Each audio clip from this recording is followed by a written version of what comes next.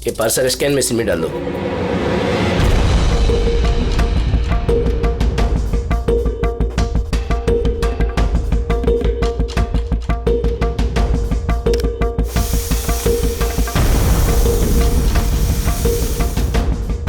ये parcel reception में दे दो।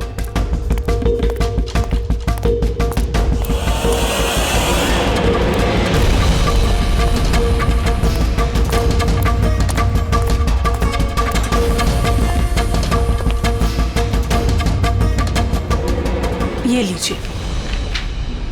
शामू, जी मैडम। ये पार्सल लो, जस्टिस राय के लिए आया है। वो ऊपर प्राइवेट लॉज में बैठे हैं, उनको दे दो। बाप रे, जस्टिस राय, उनके पास कौन जाएगा? क्यों, क्या हुआ? अभी 10 बातें सुना देंगे। Check and met. राय, शतरंज खेलना भूल गए? ऐसी कोई बात नहीं है, मैं बस आज तगड़ा खेलने के मूड में नहीं हूं। और सुनो, तुम भी आज मुझे हराने की कोशिश नहीं करोगे, समझे? क्यों भाई, तुम्हारा जन्मदिन है इसलिए? बिल्कुल, बहुत अच्छा गेम खेला तुमने। एक और खेले? ठीक है।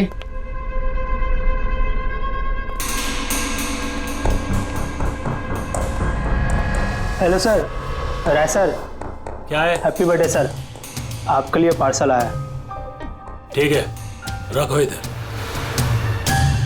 रखो इधर आओ। अब क्या हुआ सर?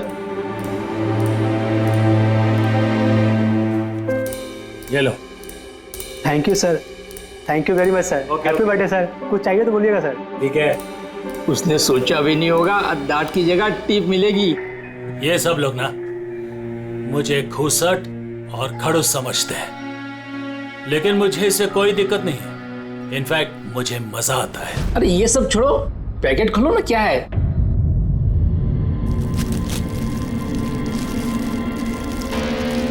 ये है क्या?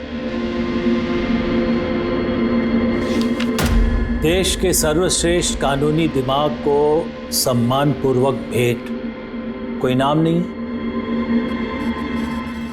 प्रेस द टेल।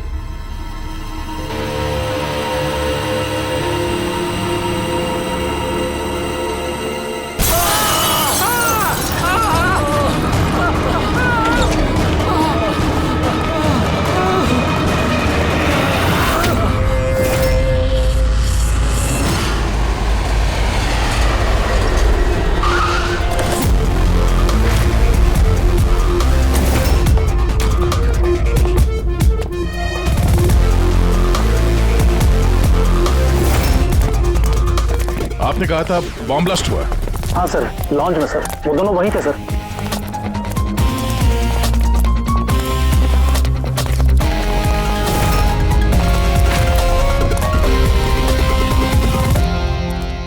ये देखिए सर। यहाँ तो कांच ही कांच है। पूरे फेस पे कांच के टुकड़े हैं। जख्म बहुत गहरा नहीं दिख रहा है। तो खून भी ज्यादा निकला नहीं है, तो फिर इसकी मौत कैसे होगी? सर, शायद बक्से के अंदर कांच के टुकड़े रखे होंगे।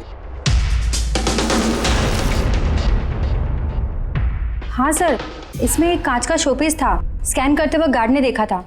एक्चुअली सर, आज जस्टिस राय सर का बर्थडे था ना, इसलिए ये बॉक्स किसी ने भेजा था। लेकिन सर, ये बॉक्स तो मेटल डिटेक्टर स्कैनर सबसे क्लियर होके आया था, फिर पता नहीं क्यों ये सब हो गया।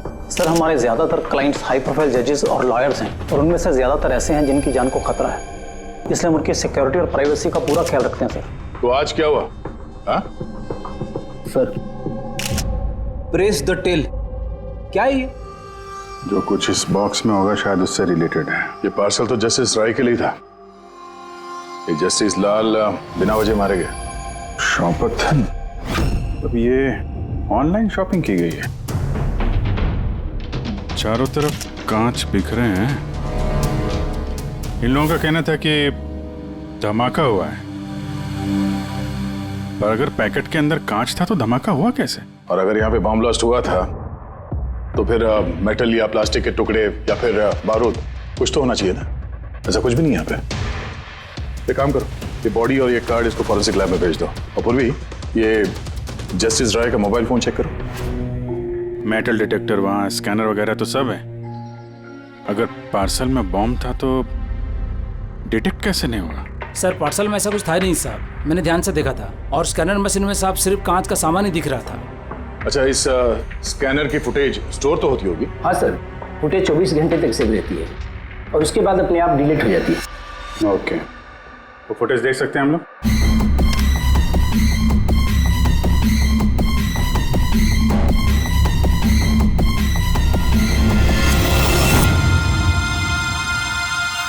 ये क्या? कोई शोपीस तो लग रहा है। देखिए सर, कहीं कोई मेटल है ही नहीं और इतना पारदर्शी कांच ही हो सकता है। जब वो डिलीवरी बॉय आया था तब की फुटेज है? हाँ सर, पर कल बारिश की वजह से सीसीटीवी कैमरा खराब हो गया था। आप कह रहे थे सिक्योरिटी का बड़ा इंतजाम है, ये आपका इंतजाम है? Sorry sir.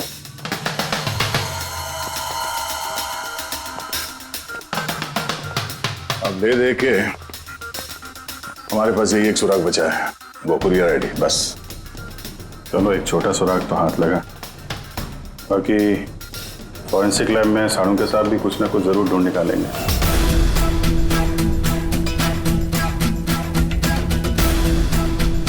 ये गुत्थी तो सूरज ही नहीं रही है। समझ में नहीं आ रहा है आखिर ये हुआ कैसे। जैसा कि तू कह रहे तेरे समझ में नहीं आ रहा कि इन दोनों की मौत हुई कैसे? अरे नहीं, ये समझ में आ गया कि इनकी मौत कैसे हुई है। ये जो कांच के टुकड़े हैं ना, इनमें जहर है, इसकी वजह से इनकी मौत हुई है। कांच के टुकड़े जहरीले थे? हाँ, वो जो कांच का शोपीस बना था ना, तो शोपीस बनाते वक्त जब कांच को पिघलाया गया तब खूनी ने उसमें जहर मिला दिया। जब कांच ठंडा हो गया तो जहर पूरे के पूरे कांच में फैल गया। कोई सोच भी नहीं सकता था बॉस। और सर, जब हमने इन कांच के टुकड़ों को टेस्ट किया तो पता चला कि इसमें एक ऐसा जहर मिला हुआ था जो कोई भी अपने घर पे बना सकता है। सर, आप तो बोल रहे थे कि ये गुत्थी सुलझी नहीं है, मगर आपने तो पूरा केस ही सॉल्व कर दिया है। नहीं नहीं नहीं पंकज, ये केस सॉल्व नहीं हुआ है। सिर्फ ये पता लगा है कि कांच के टुकड़े जहरीले थे। बस ये केस जितना सिंपल दिख रहा है उतना सिंपल है नहीं। लेकिन सर, इसमें इतना कंफ्यूजन क्या है? कांच ब्लास्ट हुआ और उसके टुकड़े इन दोनों को लगे, जहरीले कांच के टुकड़े। जहर खून में मिला और इन दोनों की मौत हो गई, राइट? करेक्ट। लेकिन तुमने बीच में क्या कहा? कांच ब्लास्ट हुआ।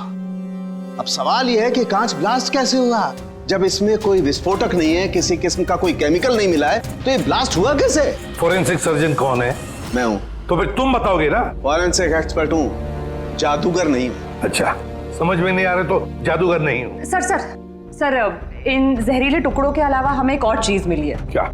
ये कार्ड जो इस गिफ्ट के पास था, ये कार्ड का पेपर वैसे तो मोटा दिख रहा है, लेकिन एक्चुअल में ये 2 पेपर को यूं चिपका कर बनाया गया है। और ये देखिए इसमें क्या लिखा है। सजाए मौत, मतलब खूनी ने सिर्फ कत्ल ही नहीं की, कत्ल के साथ साथ एक मैसेज भी भेजा, सजाए मौत। जो हुआ उसका बहुत दुख है हमें, पर ऐसे समय में भी हमें आपसे कुछ सवाल करने पड़ेंगे। जी मैं समझ सकती हूँ। आपको किसी पर शक है?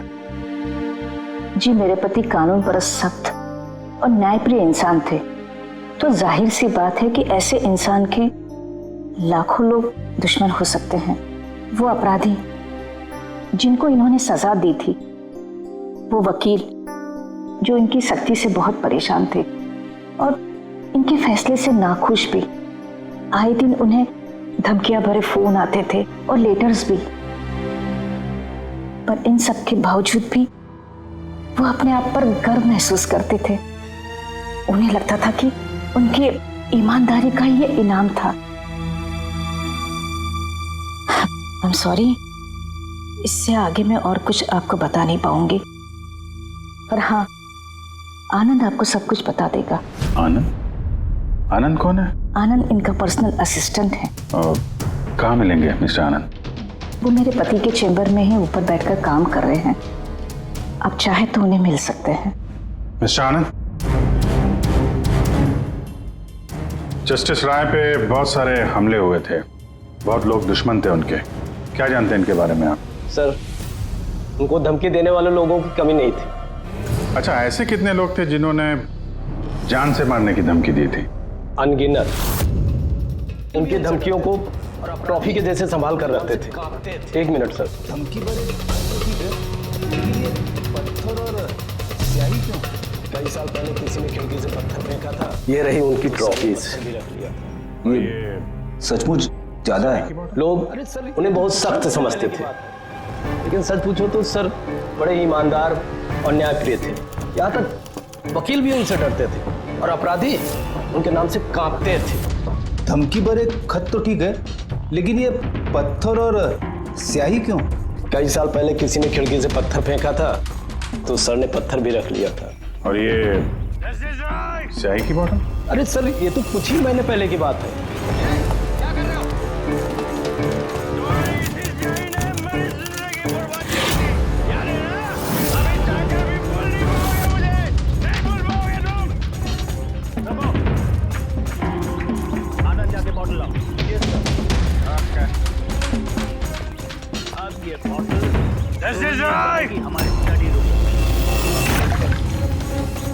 क्या कर रहे हो? तुम्हारी इसी स्याही ने मेरी जिंदगी बर्बाद की थी, याद है ना? अभी चाहकर भी भूल नहीं पाओगे मुझे, नहीं भूल पाओगे तुम। जिन लोगों ने सबकी डिटेल चाहिए। आनंद जाके बॉटल लाओ। ये सर अब ये बॉटल सोवेनियर बनेगी हमारी स्टडी रूम में। कमल को इस हरकत की वजह से फिर से जेल हुई, शायद अब भी जेल में ही हो। ये सारी चीजें अपने कब्जे में ले लो। और मिस्टर आनंद, जज साहब को जिन जिन लोगों ने धमकी दी है सबकी डिटेल चाहिए हमें, सबकी लिस्ट चाहिए। यार वीरेन प्लीज यार एक बार फिर से पता करो यार, शायद कुछ पता चल जाए। सर जब ये पॉसिबल है ही नहीं तो पता चलेगा कैसे?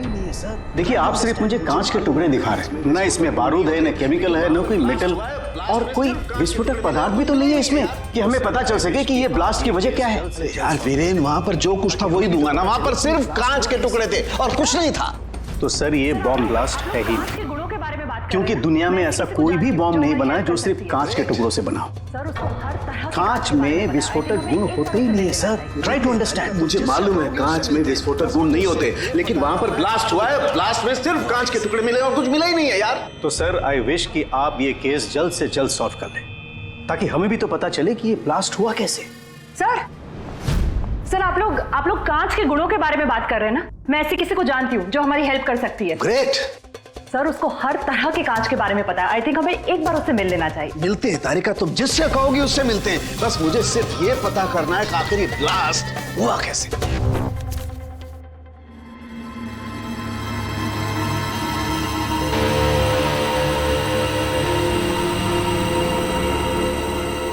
हाँ भाई, कहाँ तक पहुँचा? सर बस 2 मिनट तो हो जाएगा, 2 मिनट। ओके, देखें पूर्वी को क्या मिला। फोन से कुछ पता चला राय साहब के? हाँ सर, कुछ अजीब से मैसेजेस मिले हैं जस्टिस राय और जस्टिस लाल के बीच। अजीब मैसेज? कैसे हैं? ये देखिए सर, ये मैसेजेस हैं या शायद कोई कोड्स हैं जो नंबर्स और लेटर्स को मिला के बनाए गए हैं। ये देखिए सर, ये मैसेजेस जस्टिस राय ने जस्टिस लाल को 2 बार भेजे, एक बार 3 महीने पहले और दूसरी बार सिर्फ 1 महीने पहले। अब या तो ये इन दोनों दोस्तों के बीच का कोई सीक्रेट कोड है या तो फिर कोई ऐसी खास बात है जो जस्टिस राय जस्टिस लाल को बताना चाहते हैं। एक काम करो, ट्राई करो डिकोड करने के लिए, देखो कुछ पता चलता है क्या। हाँ, ये लिस्ट पूरी हुई? हाँ सर, जस्टिस राय के पीए आनंद ने जो हमें धमकियों के बारे में बताया था सर, उस हिसाब से हमने ये 3 सस्पेक्ट की लिस्ट बनाई है। 3 भागों में क्यों, क्या है? अब यहाँ पे जितने लोग हैं इनमें से सभी लोगों ने कभी ना कभी जस्टिस राय को धमकी दी है और इनमें से ज्यादातर लोग जेल में भी है। लेकिन ये वनेश, ये एक मर्डर के केस में अंदर गया है और बाद में इसकी दिमागी हालत ठीक नहीं है, इसलिए इसे रिहा कर दिया गया। और ये कमल जी, इन्होंने जस्टिस राय पे स्याही फेंकी और इस जुर्म में इन्हें अंदर कर दिया गया।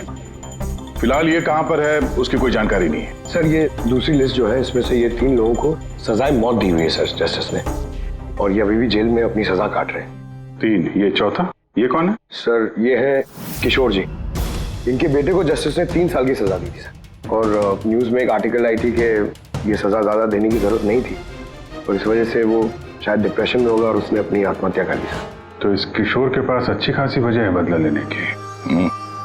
और ये है धवन, ये एक वकील है पेशे से और अजीब बात यह है कि पिछले साल इसने जस्टिस राय के कोर्ट में बहुत सारे केसेस लड़े, पर वो एक भी जीत नहीं पाया, सारे हार गए। तो कहीं ये हारा हुआ वकील बदला लेने के चक्कर में राय साहब को, हाँ ये भी हो सकता है कि ये कोई काबिल वकील ही ना हो। तो अब कुल मिला के हमारे पास बचते हैं 4 सस्पेक्ट। एक ये कमल, वनेश, किशोर और धवन। सर, गिफ्ट भेजने वाले का पता चल गया। वो गिफ्ट कमल ने भेजी थी और शॉपेथॉन वालों ने कुरियर की आईडी से पता किया है। तो उनके पास उसका एड्रेस तो होगा ना? नहीं सर, एड्रेस का तो पता नहीं चला। कोई बात नहीं, कमल जिस जेल में था वहां से पता चल जाएगा, वहां चलते हैं। सॉरी ऑफिसर, लेकिन हमें उसे 1 महीना पहले ही छोड़ना पड़ा। जज पे हमला किया था, इतनी जल्दी छूट गया? 1 मिनट, आपने कहा कि उसे छोड़ना पड़ा, लेकिन क्यों? उसकी तबीयत की वजह से, क्योंकि सालों से उसको नशे की लत थी। 7 साल पहले वो एक केस में पकड़ा गया था, वहां उसने पीना छोड़ दिया, लेकिन जेल से छूटने के बाद फिर उसने पीना शुरू कर दिया, इसलिए उसका पूरा लीवर खराब हो चुका था। ये भी तो हो सकता है कि उसने लीवर खराब होने का बहाना किया हो। नहीं नहीं सर, हमने डॉक्टर से कंफर्म करके उसे छोड़ा था। अच्छा, उसका एड्रेस तो होगा ना आपके पास, वो दे दीजिए। एड्रेस तो है, लेकिन मुझे लगता है वो वहाँ नहीं मिलेगा, वो हॉस्पिटल में ही मिलेगा, क्योंकि उसे जल्द से जल्द लीवर ट्रांसप्लांट करने की जरूरत थी। लेकिन जहाँ तक मुझे पता है कि शराब के आदी लोगों को लीवर ट्रांसप्लांट की इजाज़त नहीं मिलती है। मिलती है, अगर शराबी कम से कम 6 महीने तक शराब ना पिए तो, और यहाँ जेल में तो मिलने से रही, इस बिना पे हमने उसको permission they the. Okay sir, thank you.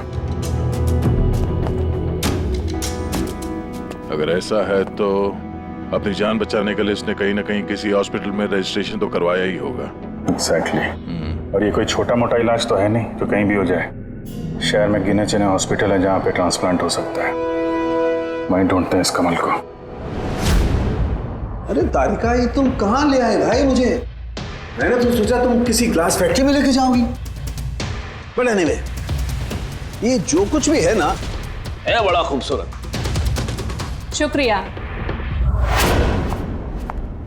आप sir, she is my friend Vivian. ये ब्यूटीफुल आर्ट गैलरी इसी की है। ये ऐसे खूबसूरत आर्ट पीसेस बनाती रहती हैं, और कांच के भी।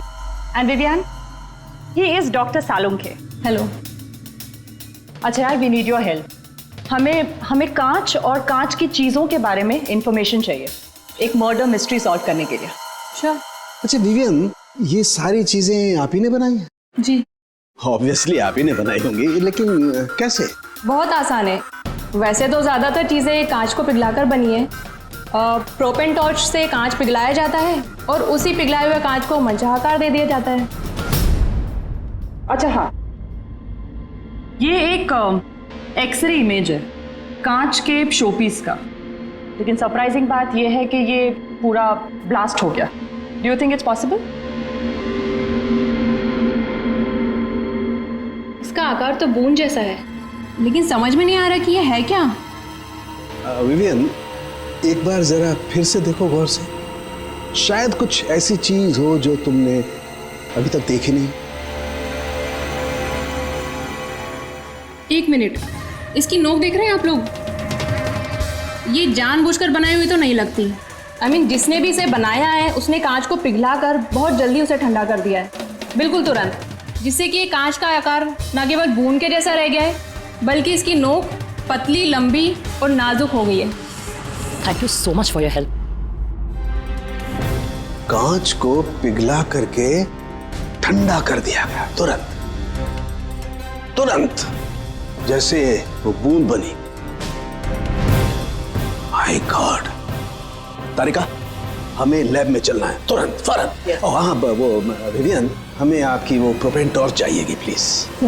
किशोर, धवन, भुवनेश, अब तीनों को जस्टिस राय के खून के सिलसिले में यहां बुलाया गया है। मर गया?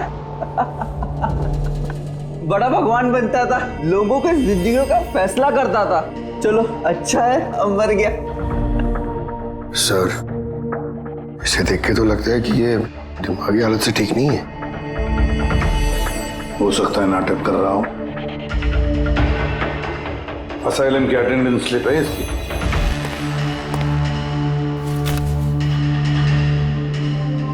सर इसमें तो लिखा है कि 1 महीने से बाहर ही नहीं गया असाइलम से। ये रिपोर्ट खुद डॉक्टर ने बनाई, ये देखिए। ठीक है, ले जाओ इसे। चलो चलो उठो।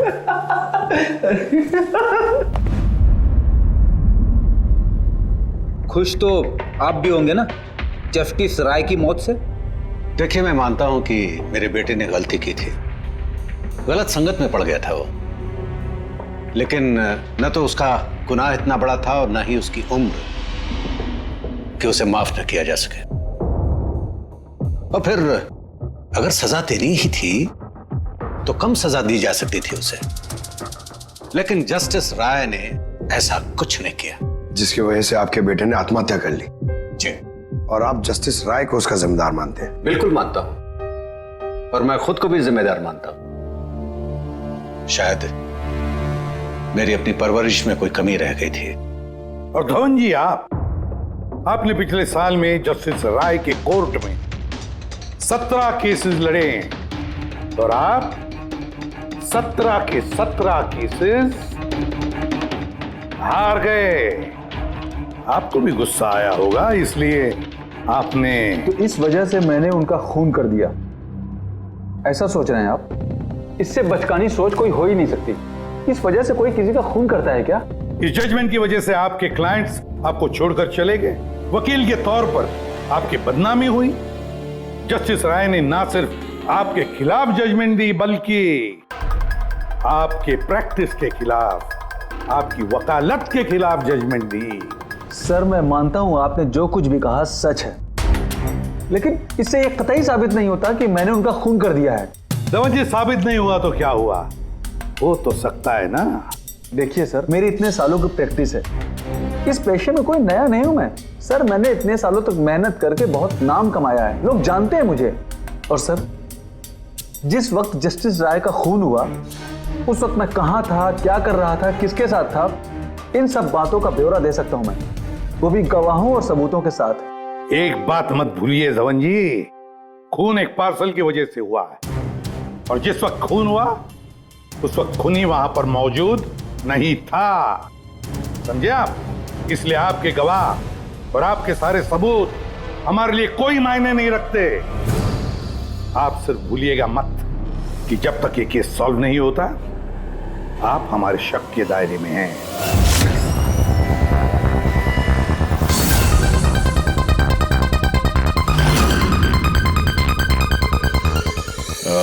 Doctor Puneet? Yes sir, that's doctor Puneet. Thank you. Doctor Puneet, हम लोग सीआईडी से हैं, आपसे फोन पे बात हुई थी कमल के बारे में। जी हाँ, मुझे याद है। दरअसल कमल हमारे लिवर ट्रांसप्लांट की लिस्ट में है और हम उसके लिए सही डोनर का इंतजार कर रहे हैं। और एक बात अच्छी है कि उसने शराब पूरी तरह से छोड़ दी है, वरना हम ये ऑपरेशन नहीं कर पाते। तो आपके पास इस कमल का एड्रेस तो होगा? जी, एड्रेस तो नहीं है। तो डॉक्टर साहब, उसको अगर डोनर मिल गया तो आप उसे कांटेक्ट कैसे करेंगे? सिंपल है, हम डोनर्स और जरूरतमंद पेशेंट की लिस्ट हमारी वेबसाइट पर अपलोड कर देते हैं और सभी पेशेंट्स अपने डोनर्स की सही लिस्ट वहां पे देखते हैं और हमें कांटेक्ट करते हैं। अगर कमल अपना नाम लिस्ट में देख लेता है तो यकीनन वो यहाँ आ जाएगा। ये तो बहुत अच्छी खबर है। डॉक्टर साहब, आपको हमारा एक काम करना होगा। पिघले हुए गरम गरम कांच को तुरंत ठंडा करना है, तुरंत। और पानी से ज्यादा अच्छा ये काम और कौन कर सकता है?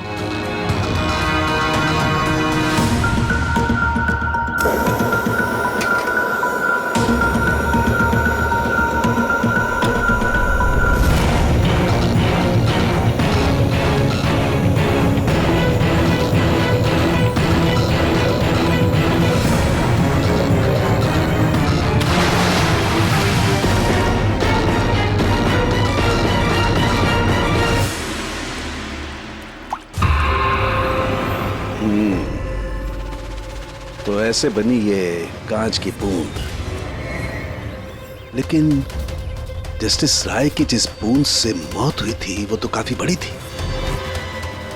ठीक है, मैं भी एक बड़ी बूंद बनाने की कोशिश करता हूं।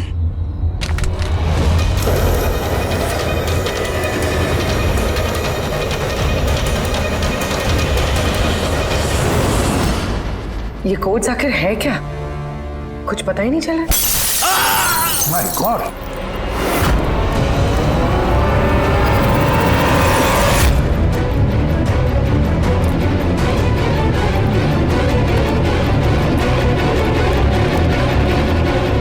अरे सर, सालों के साथ क्या हुआ?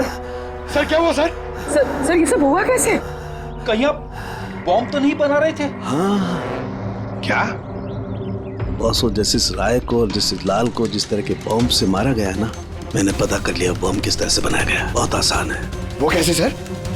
अरे यार, सब कुछ यही पूछोगे, थोड़ी मरम पट्टी तो करने दो यार। बस कांच के इस बूंद जैसे आकार को सिर्फ एक ही तरीके से बनाया जा सकता है, गरम गरम पिघले हुए कांच को पानी में गिराकर। पिघला हुआ कांच पानी में गिरेगा और तुरंत ठंडा होकर के ये बूंद जैसा आकार ले लेगा। इसके इस आकार की वजह से ही इसे कांच के आंसू भी कहा जाता है। यार, ये कांच के आंसू के बारे में छोड़, कैसे बनते हैं? ये कांच का आंसू फूटा कैसे, ये बता पहले। वही तो पता करने की कोशिश कर रहा था बॉस। मैंने इस कांच के आंसू मतलब इस बूंद के अगले सिरे को बहुत मोड़ने की कोशिश की, लेकिन कुछ नहीं हुआ। उसके बाद मुझे याद आया, पार्सल के साथ मैसेज भी आया था और उस मैसेज में लिखा हुआ था प्रेस द टेल। मैंने ये इसकी दुम, इसकी पूंछ को दबाया, बम। आपको मालूम ही है सर, ये पूंछ दबाई और टूट गया, ये कुछ समझ में नहीं आया। मैं समझा। दरअसल ये सब कुछ होता है कांच के अणुओं में भीषण भौतिक तनाव की वजह से। जैसे ही कांच, गरम गरम कांच, पिघला हुआ कांच एकदम ठंडा होता है, इसके अणुओं में बहुत जबरदस्त भौतिक तनाव हो जाता है और फिर इसकी पूंछ को जब तोड़ा गया तो जबरदस्त भौतिक तनाव की वजह से इसके अणु एकदम बिखर गए और बूम, ब्लास्ट। ये सब कुछ कोई आम आदमी जान ही नहीं सकता। इसे जानने के लिए भौतिक विज्ञान की अच्छी खासी जानकारी होना बहुत जरूरी है। यानी कातिल कोई ऐसा है जो ये सब अच्छी तरह से जानता है। डॉक्टर पुनीत अपनी केबिन में है? हाँ सर है। Thank you. डॉक्टर साहब मेरे लिए डोनर मिल गया? हाँ, कब है मेरा ऑपरेशन, कब कर सकते हैं? वो अभी हम आपका ऑपरेशन नहीं कर सकते क्योंकि आपके लिए सही डोनर नहीं मिला है। ऐसे कैसे हो सकता है डॉक्टर? मेरा नाम लिस्ट में सबसे पहले था।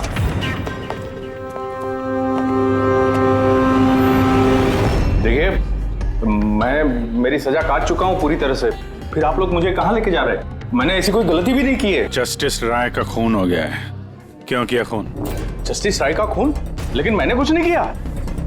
आपने शॉपटाउन वेबसाइट से जस्टिस राय के लिए उनके जन्मदिन पे तोहफा भेजा था ना? नहीं तो, मैंने कोई तोहफा नहीं भेजा था। तुमने कुछ नहीं किया तो फिर तुम अंडरग्राउंड क्यों थे? देखिए, मैं अंडरग्राउंड नहीं हुआ था। सचमुच मेरी तबीयत खराब रहती है, इसलिए शहर से बाहर हेल्थ स्पा ज्वाइन कर लिया है मैंने। जेल से छूटने के बाद मैं वही रहता हूँ। और वो पार्सल, कांच का अजीब सा शोपीस जो आपने जस्टिस राय को भेजा था शॉपथॉन वेबसाइट से, जिसपे आपका कॉन्टैक्ट डिटेल्स भी था? हाँ, मैंने शॉपाथॉन वेबसाइट से शॉपिंग जरूर की है और पार्सल भी भेजा है, लेकिन जस्टिस राय को नहीं भेजा है। मैंने मेरी बेटी को भेजा है क्योंकि उसका जन्मदिन था। मेरी वाइफ मुझसे नाराज है, इसलिए मेरी बेटी को मुझसे नहीं मिलने दे रही है, तो मैंने वो शॉपाथॉन वेबसाइट से गिफ्ट खरीदा और मेरी बेटी को पार्सल कर दिया। कोई सबूत है इसका तुम्हारे पास? हाँ है ना सर, मैं आपको शॉपाथॉन वेबसाइट का मेरा अकाउंट दिखाता हूँ, उस पर आप लोगों को पता चल जाएगा कि मैंने कब और क्या खरीदा है। देखिए। ठीक है।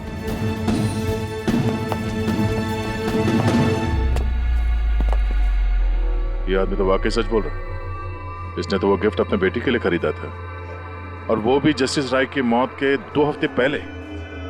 मतलब कातिल जानबूझ के हमारा ध्यान इसकी तरफ भटका रहा था। यानी वो जो कोई भी है, उसे कमल की पूरी हिस्ट्री के बारे में मालूम था। उसने उसके घर से वो पार्सल का डब्बा चुराया, उसमें कांच का सामान रखा और किसी तरह से जस्टिस राय तक पहुंचा दिया। कातिल वही है जिसने ये पार्सल जस्टिस राय तक पहुंचाया।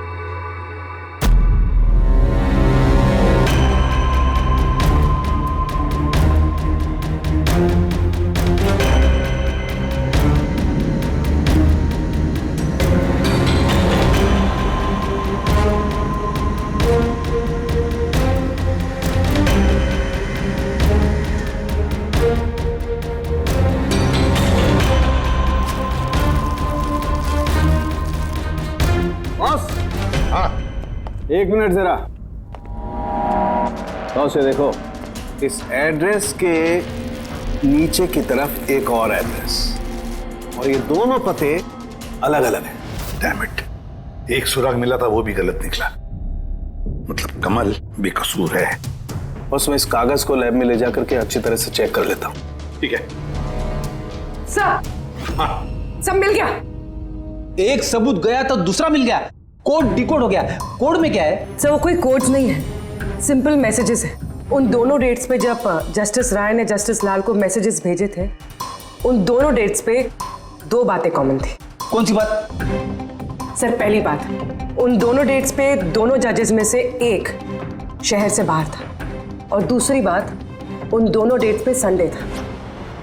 और जिस दिन कत्ल हुआ है उस दिन भी संडे था। Exactly sir. और मारे जाने से पहले वो दोनों शतरंज खेल रहे थे। यस। जो मैसेजेस जस्टिस राय ने जस्टिस लाल को भेजे हैं वो कोई कोड्स नहीं, शतरंज की चालें थी। वो दोनों चाहे कहीं भी हो अपना शतरंज का खेल जरूर पूरा करते थे। जहां छोड़ा अगली बार वहीं से पकड़ते थे। मतलब दोनों भी जजेस संडे के दिन शतरंज खेलते थे, और ये बात कातिल जानता था, इसीलिए उसने उसी संडे को खुद अपने हाथों जाकर वो पार्सल डिलीवर किया। वो जानता था कि जस्टिस राय वहां होंगे। सर वो ये भी जानता था कि जस्टिस लाल भी वहां पे होंगे। बिल्कुल सही कहा तुमने अभिजीत, बिल्कुल सही कहा। हम तो ये सोचकर चल रहे थे कि कातिल ने जस्टिस राय पर हमला किया, पर उस एक्सप्लोजन में जस्टिस लाल की जान बेवजह चली गई। हालांकि असली बात तो ये है, कातिल चाहता था कि जस्टिस राय के साथ साथ जस्टिस लाल को भी खत्म कर डाले। किशोर, जतिन, भुवनेश, इन तीनों की कुंडली निकालो, देखे तो सही कि इनमें से किसी के पास कोई वजह थी इन दोनों जजेस को मारने की। और फिर धवन, पता लगाओ उसके सारे के सारे केसेस उसने जस्टिस लाल के कोर्ट में लड़े थे, वो क्या है और किसके हैं। सर, हाँ सर, धवन के बारे में पता करके आ रहा हूं। जस्टिस लाल के कोर्ट में सर वो 100 में से 75 केसेस आ रहा था। सर, हाँ सर, जतिन के जेल रिकॉर्ड्स मिल गए। उसके वकील ने डिप्रेशन के बिना पे जतिन को छोड़ने की अपील की थी, और उसकी अपील ठुकरा दी गई थी। जज कोई और नहीं, जस्टिस लाल ही थे। तो जतिन के पिता किशोर के पास अच्छी खासी वजह है कत्ल करने की, पर इतना पेचीदा प्लान वो बना पाएगा?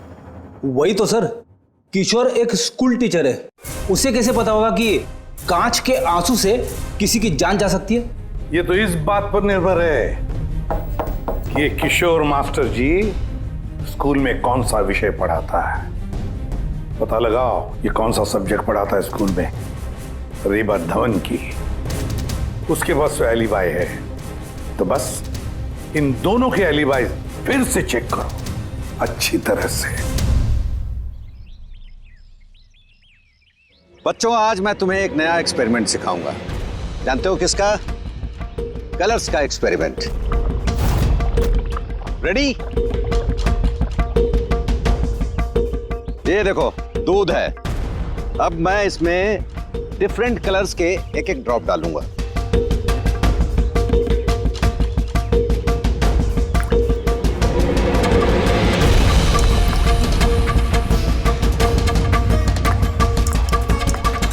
Now come here.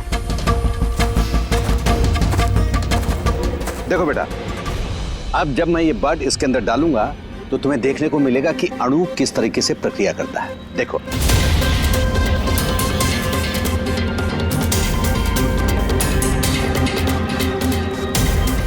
देखा? इसे कहते हैं विज्ञान का जादू। कमाल है। नहीं, मैं आपके प्रयोग की बात नहीं कर रहा हूं, आपके बारे में बात कर रहा हूं। आपने कभी बताया नहीं कि आप विज्ञान पढ़ाते हैं? आप लोग यहाँ, मैं तो बस वो प्राथमिक विज्ञान पढ़ाता हूँ। आपने बच्चों को वो कांच के आंसू वाला प्रयोग दिखाया नहीं? कैसे पूछ दबाते ही ब्लास्ट हो जाता है। हाँ? आप क्या बात कर रहे हैं? मुझे नहीं पता। आपको सब पता है। अब जरा इन बच्चों को जाने के लिए कहिए। बच्चों, आज के लिए छुट्टी, बाकी की पढ़ाई कर जाओ तुम लोग। सर को पहचानते हैं आप?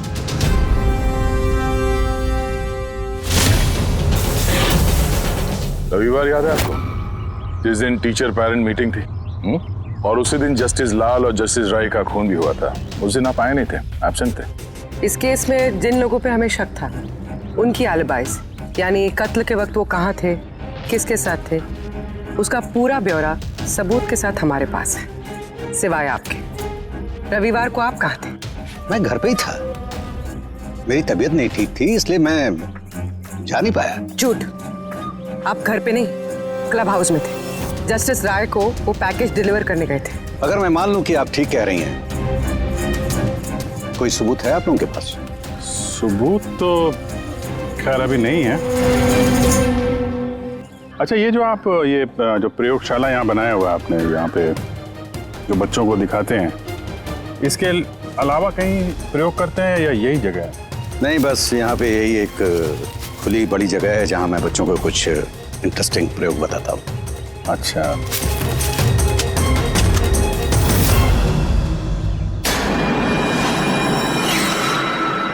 सर आप अंकल? अरे आप लोग वहां कहाँ जा रहे हैं?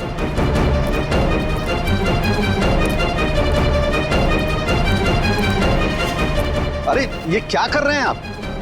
प्रोफेसर साहब, आपको सबूत चाहिए था ना, वही ढूंढ रहे हैं। सर,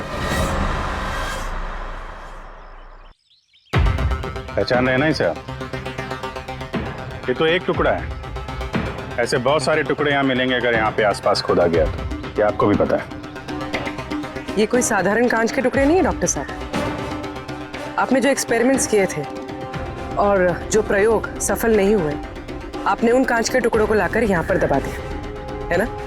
अभी आप सच बोलेंगे कि इस कांच को हम जाके टेस्ट करें? क्योंकि अगर इसने टेस्ट किया तो इसमें वो जहर जरूर मिलेगा। हाँ, मैंने ही उन दोनों को मारा है, क्योंकि उन दोनों ने मिलकर के मेरे बेटे को मारा है। मैंने उसी वक्त ठान लिया था कि इन दोनों से अपने बेटे की मौत का बदला लूंगा मैं।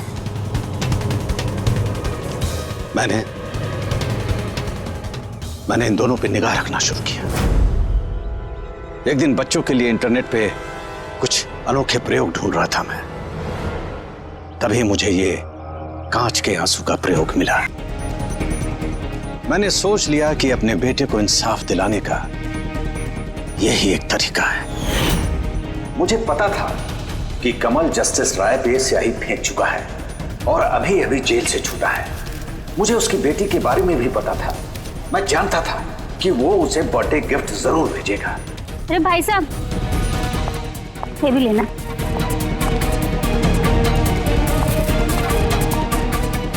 बस उसी गिफ्ट का डब्बा मैंने वहां से उठा लिया और अपने प्लान को अंजाम दिया। मैंने उसे बहुत सावधानी से पैक किया।